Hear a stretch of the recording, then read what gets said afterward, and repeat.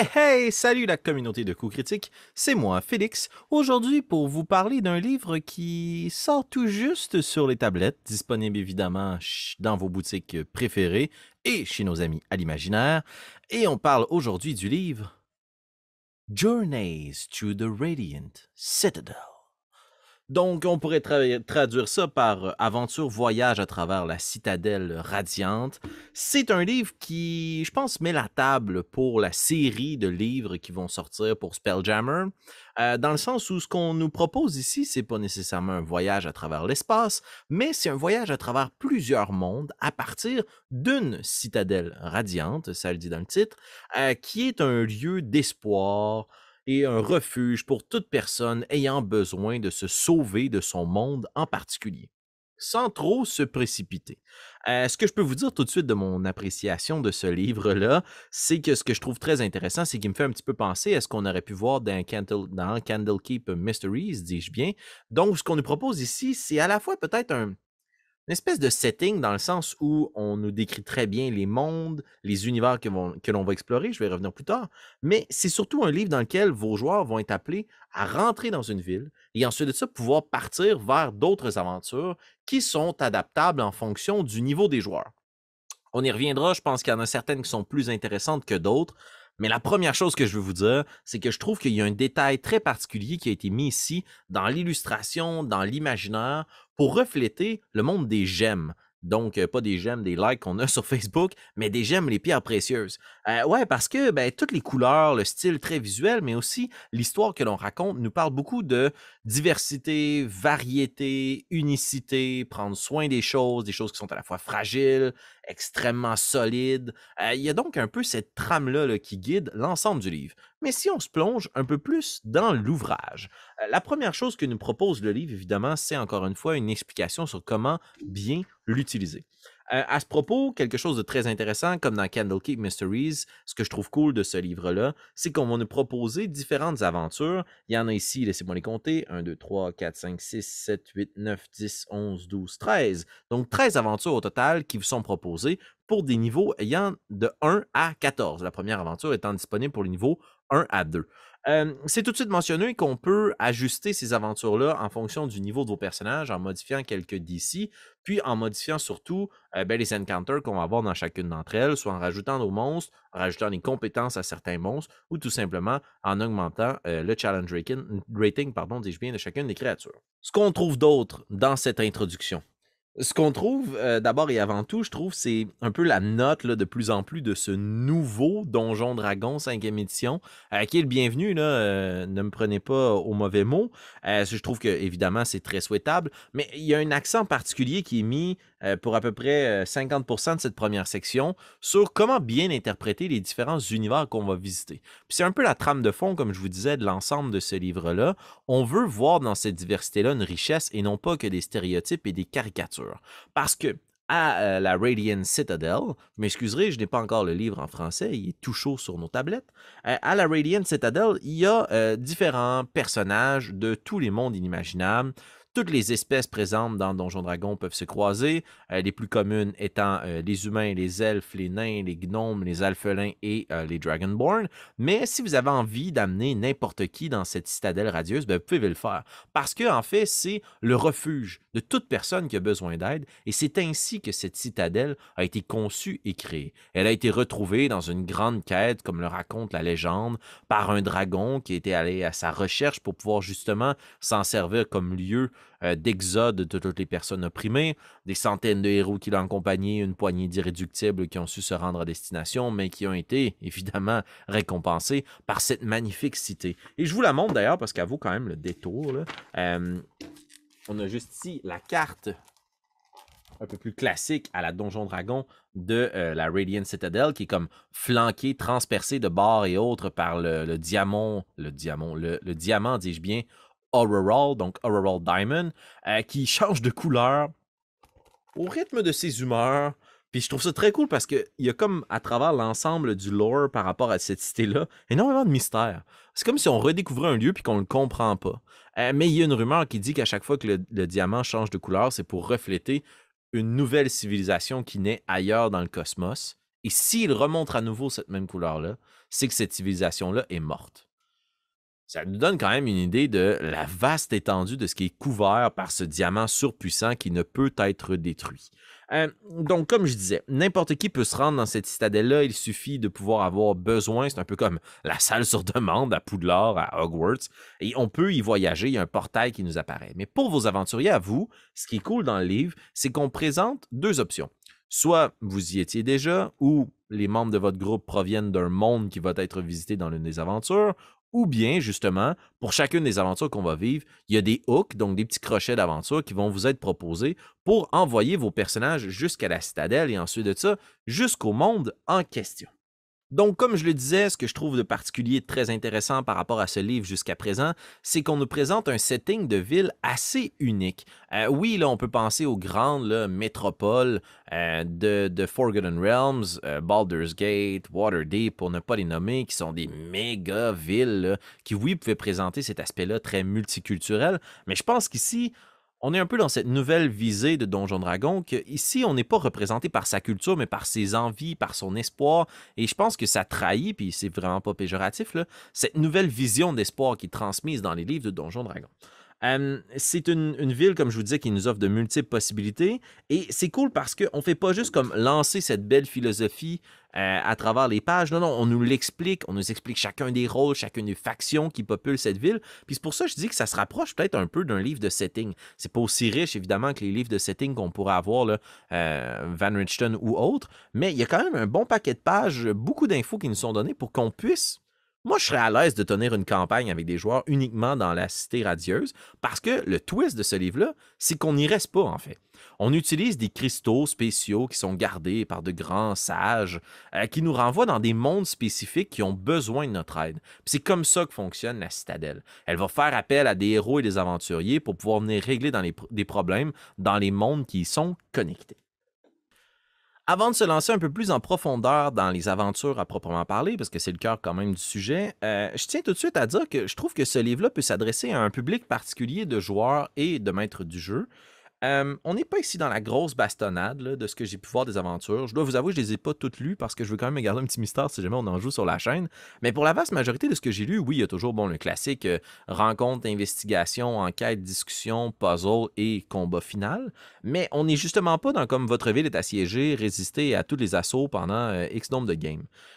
Donc, je pense que ça s'adresse à des joueurs puis des maîtres du jeu qui ont envie de jouer sur l'exploration, la richesse de la culture, énormément de roleplay très investi, d'où vous venez, pourquoi vous êtes là, ça représente quoi pour vous, l'espoir, qu'est-ce que vous avez vécu dans votre monde qui vous a amené à être ici.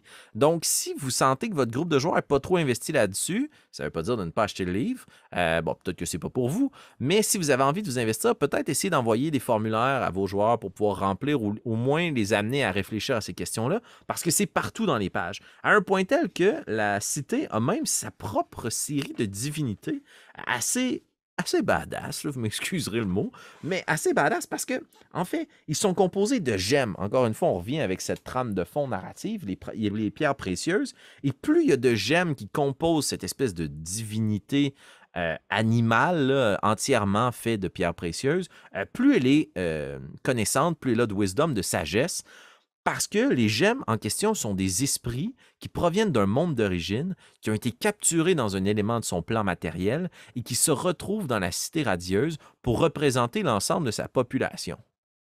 Ouh! Mais bon, à travers le petit trip qu'on vient de se payer de toute substance illicite, checkez ça.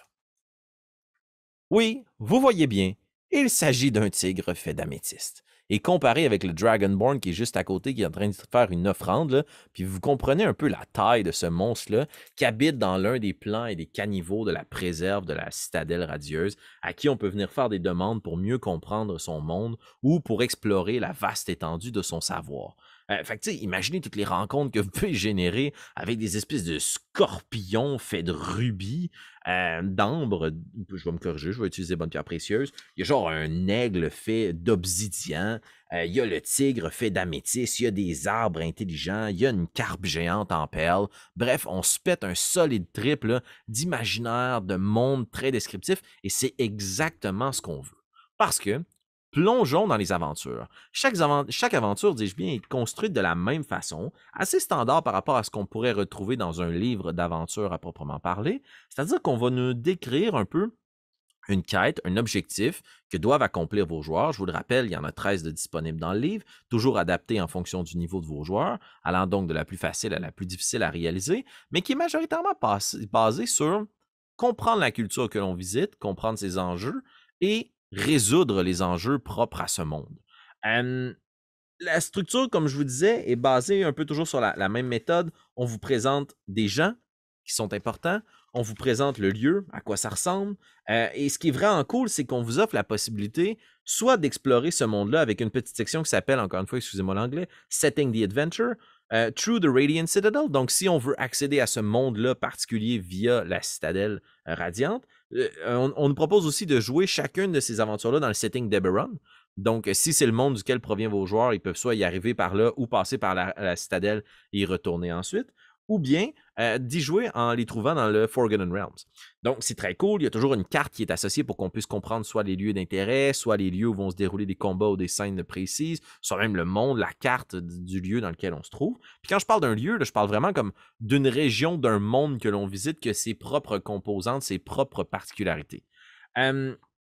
On nous présente donc aussi, encore une fois, pour refléter l'aspect qu'on ne veut pas que ces mondes-là soient des stéréotypes, un background de l'univers, la prononciation des noms. Hein, on le voit un peu dans chacune des races qui nous sont proposées maintenant dans les compléments d'information et aussi dans le Player's Handbook. Comment on prononce les noms des gens qui habitent ces lieux-là, ou dans ce cas-ci, plutôt devrais-je dire les races là, qui habitent le livre. Je trouve ça cool parce que ça rajoute du réel, puis ça vous permet à vous, maître du jeu, de ne pas créer n'importe quoi de votre chapeau en appelant tout le monde Roger ou Bob. Ensuite, on nous présente les lieux, comme je disais, les gens qui l'habitent, et là, on plonge dans de la narration entrecoupée de petites quêtes. Il y a même des aventures connexes qui vous sont prescrites par univers, donc on n'est vraiment pas dans, mais c'est possible, de se pointer dans la citadelle, de faire une game par lieu. On peut passer plusieurs séances de jeu à travers un même monde, essayer de résoudre l'intrigue principale, et puis ensuite de ça, retourner à la citadelle radieuse une fois qu'on a comme terminé la quête sur place. Bon. Mon petit bémol, moi j'aime bien ça rouler des dés. Je trouve que des fois, il y a des jets de dés qui sont rajoutés là-dedans qui sont un peu inutiles. Pour activer un cristal, par exemple, qui nous permet de se le rendre dans un lieu, il faut rouler un jet d'intelligence d'ici 14. Il se passe rien si tu ne l'as pas. Je sais pas, tu sais, je trouve que le livre nous laisse un petit peu sur notre faim, sur notre appétit, puis c'est un peu ce que je remarque aussi dans les quêtes, dans les aventures, c'est qu'on nous met des défis qui nous forcent à faire des choses, mais on nous explique pas tant ce qui se passe si on échoue. On ressent pas que c'est dangereux d'échouer aussi. La première quête pour le niveau 1 à 2 est comme composée d'une série de petites compétitions pour cuisiner. On va cuisiner une espèce de crevette géante. Fait que tu sais, comme on est un peu moins dans la quête classique, là, héroïque, fantasy, où on va tuer des dragons. On est vraiment plus ici dans un livre qui nous permet de découvrir des mondes. Mais écoutez, ça peut être votre jam aussi, ça le serait pour moi, mais il faut savoir à quoi s'attendre. Si vos joueurs, c'est des fans de baston, qui veulent rouler des dés puis tuer des dragons, c'est peut-être pas le meilleur setting pour eux. Par contre, il n'y a rien d'impossible pour vous d'utiliser ce setting-là, puis de rajouter des encounters de dragons impatentes, puis de complexifier les quêtes. Vous avez dans ce livre-là toute la richesse nécessaire pour pouvoir créer 13 histoires rattachées à 13 mondes distincts énormément riches. Parce que pour chacune des aventures, bon, je vous donnais là, les classiques, la prononciation, les lieux, les gens importants qui la constituent, mais on nous donne aussi l'équivalent d'un petit gazetteer. Et le gazetteer, en fait, c'est une petite gazette qui nous explique c'est quoi le monde, à quoi il ressemble, c'est quoi son histoire, pourquoi les gens habitent là, qu'est-ce qu'ils vivent dans leur quotidien, qu'est-ce qu'il y a autour de ce monde-là ou de la région visitée. Il y a toujours une carte qui nous présente la région dans laquelle se déroule notre aventure dans le monde en question.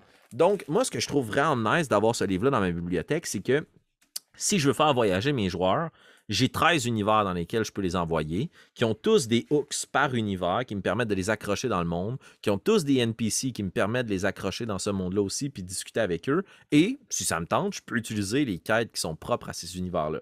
Donc, en bref, par rapport à ça, moi, je pense que c'est un livre qui est intéressant à avoir dans sa bibliothèque si vous voulez faire voyager vos joueurs et que le voyage à travers l'espace et le cosmos sont intéressants.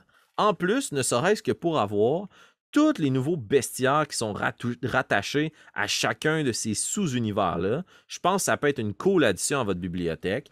Puis, je vais juste vous montrer une des images, des quêtes. Wages of Device. An adventure for fifth level characters. J'ai pris toute une composition d'accent dégueu pour excuser mon anglais de piètre qualité. Mais checkez-moi les illustrations. Les illustrateurs s'en sont donnés à cœur joie. Puis il y a même ce petit design-là, là, un peu... ce qu'on va plus m'entendre, un peu pierre précieuse là, qui se reflète dans chacune des pages, que je trouve très cool. C'est un livre immensément coloré, excessivement riche. Je pense que c'est une précieuse addition à votre bibliothèque de maître du jeu, ne serait-ce que pour en avoir une source d'inspiration et d'aventure qu'on peut intégrer, une à la fois, ou les 14 en même temps, dans votre quête. Bestiaire, culture, univers, aventure, x13, à partir d'une cité perdue dans le cosmos rattachée autour d'un diamant. Si ça vous parle, jetez-vous, mesdames et messieurs, sur Journeys to the Radiant Citadel qui sera disponible dès aujourd'hui en boutique. J'espère que cette petite chronique vous aura permis de vous mettre l'eau à la bouche et de remplir quelques pierres précieuses dans votre pochette d'aventurier. Si jamais ce n'est pas déjà fait, je vous invite à nous suivre sur la chaîne. On a un paquet de critiques. On a aussi des séries qui nous permettent peut-être d'explorer ce livre-là ou d'autres séries de Donjons Dragons. On joue un paquet d'autres jeux qu'on aime bien vous faire découvrir aussi. Ou sinon, ne serait-ce qu'un petit pouce en l'air pour pouvoir nous encourager de vous avoir créé ce contenu. On espère que ça a été plaisant pour vous et que vous y trouverez votre change pour la suite. Sur ce, on se dit à bientôt et bonne partie. Ciao!